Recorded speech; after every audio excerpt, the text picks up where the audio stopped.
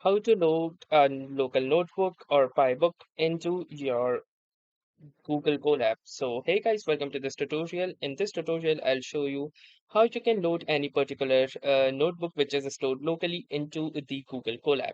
So for that, all you will need to do is simply follow these simple and easy steps. First, head on to colab.research.google.com in order to access the Google Colab. Then you can log in with your credentials, and once you have this interface in front of you, you need to click onto this File tab. From File tab, click onto the Upload Notebook option, and within the Upload Notebook, you need to click onto this Browse button. So you can also upload using GitHub, Google Drive, you can also check out the recent uploads and examples as well. But if you wish to upload a